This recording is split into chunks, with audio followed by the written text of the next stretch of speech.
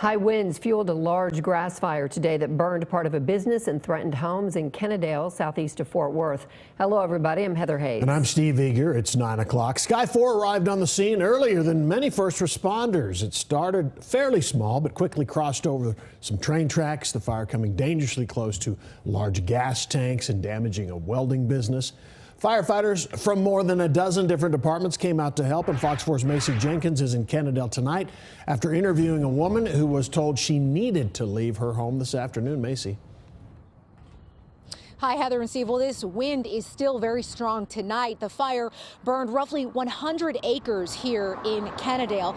Now, firefighters say that it is contained, but they're still continuing to watch out for hot spots that could prove to be a problem if the winds continue throughout the evening. I talked to one woman who says that she spent the afternoon panicked as she saw the smoke grow closer and closer to her home.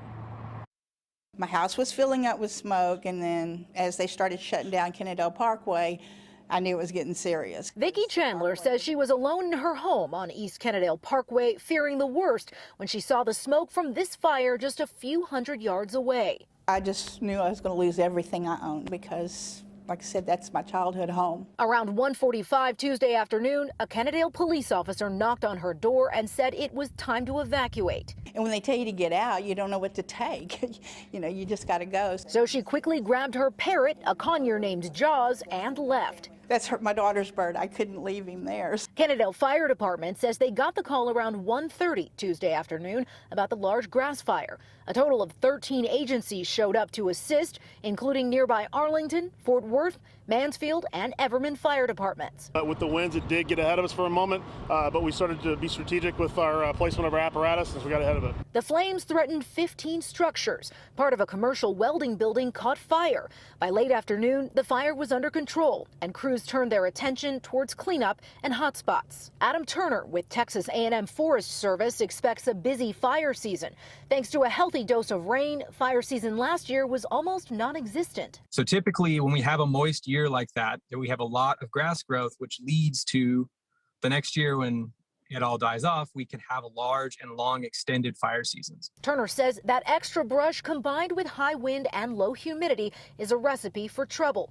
A line of storms should be impacting the area late Wednesday night into Thursday morning, though it may not be enough rain to hold off more brush fires for very long.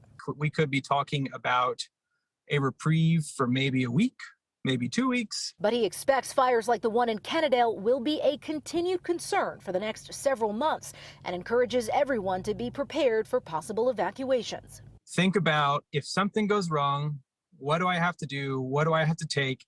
And where do I have to go to be safe? Now, the cause of the fire is still unclear. The message for the public, of course, in all of this is that you must do whatever you can to avoid any kind of outdoor spark. Now, I did get an update from Vicki tonight. She says she was allowed back into her home, but she doesn't know if she will stay, and that's because there were some hot spots that firefighters were still battling near her backyard.